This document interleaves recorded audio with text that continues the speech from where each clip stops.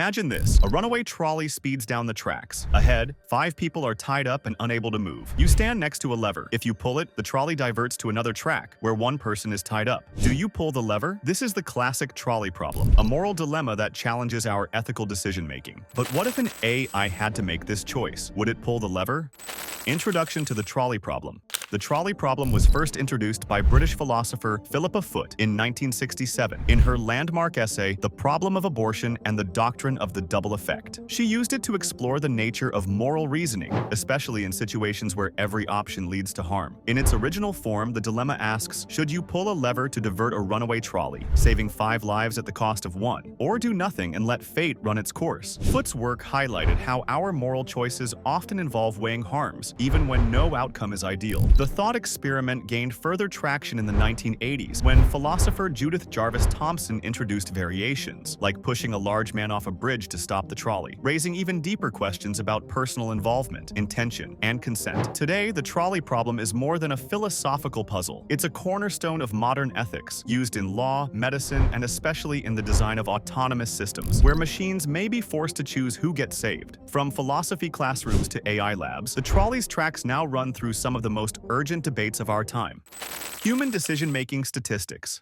In 2016, MIT launched the Moral Machine Project, a global experiment asking millions to decide how autonomous vehicles should act in moral dilemmas. Who should be saved, the elderly or the young, passengers or pedestrians? The study gathered over 40 million decisions from 233 countries, revealing fascinating cultural patterns in moral thinking. The Western cluster prioritized saving more lives and favored youth. The Eastern cluster valued rule followers and elders. The Southern cluster leaned toward protecting women and the fit. These preferences mirrored cultural values. Individualist societies leaned toward utilitarian logic, while collectivist cultures emphasized social roles. As AI begins making real-world decisions, the question becomes whose ethics should guide it. Morality, as the data shows, isn't universal. How AI approaches the trolley problem. Unlike humans, AI doesn't feel fear, guilt, or empathy. It processes scenarios with logic and speed, choosing outcomes based on data, probabilities, and preset rules. But can morality really be reduced to math? MIT's Moral Machine Project gave AI developers a moral dataset, over 40 million human choices from 233 countries, capturing global ethics in action. The goal?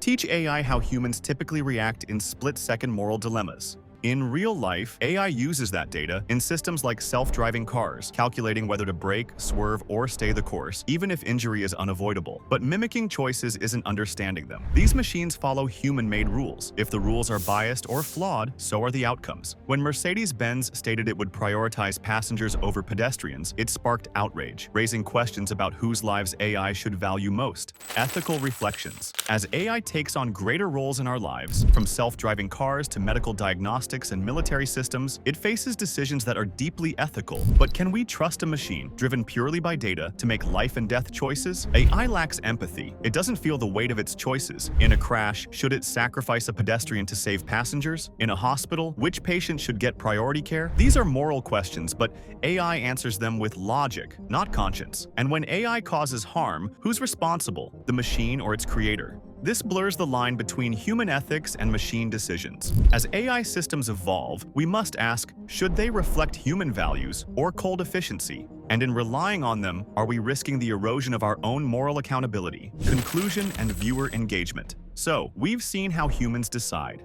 We've explored how AI might respond, calculated, logical, emotionless. But when it comes to life and death, is logic enough? Should a machine, trained on statistics and code, hold the power to decide who lives and who dies? Or does the absence of empathy make it unfit for such responsibility?